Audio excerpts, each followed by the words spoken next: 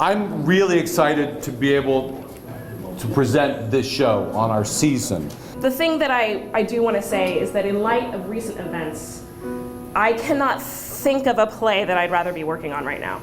It is incredibly redemptive. A woman reclaims her life in this show.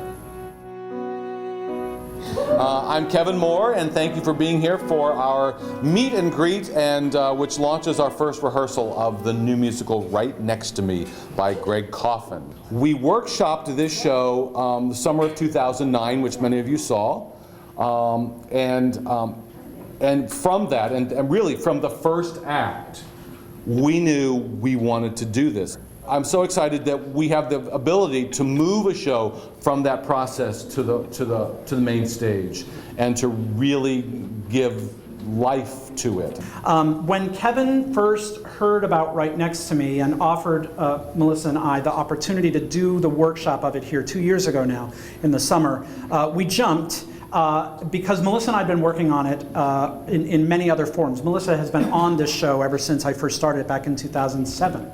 Or so, and has directed all the incarnations of it. So I'm so excited that we have her in this room and all of her knowledge of where it's been and where it can go. There were too many levels of information flying at the audience in the original workshop of Right Next to Me, and it was something I definitely want to hone in on. So I focused in on the military aspect of it, and the sacrifice aspect of it, and the reclamation aspect of it. I focused in on the storyline of a widow who does not know what to do with the love that she has left over from her husband passing a year ago now. In the context of this story, the husband has left her a very specific task. He wants her to take his ashes and he wants her to spread them in these places that meant something to him. This is exactly the piece that we want to be doing right now, because it speaks about a woman who, through her undying devotion to her husband, who happened to be in the military, wants to hold on to him so tightly that she can't move on with her own life. It talks about a brother who loves his big brother so much, his hero, truly his hero, that he will not rest until his big brother's final wishes have been carried out.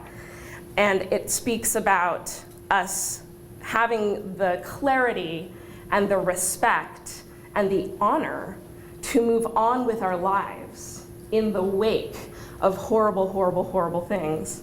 Melissa used the term of looking at this as a snow globe with trees and snow and what it means to look at someone's life from above. Is there going to be tears all night long? It's not all sad. There's a lot of happy stuff in the show. We get to watch people fall in love. We get to watch people on their wedding day at an amusement park being crazy. It's all in, of course, in the snow globe of a woman dealing with the loss. But the loss, you have to know how much she loved. You have to know how much her life was full, and we see all of that. There's a great deal of warmth and fun and love in the show that is seen through the prism of a woman trying to figure out how she's going to get through this loss. I hope that a lot of you will go out and talk about this show. I think this is going to be incredibly powerful. I think it's going to be, I think it will be enjoyable in that sense of enjoyment, entertainment that takes us out of ourselves, that really sort of exposes us to something. And I think it will be an experience.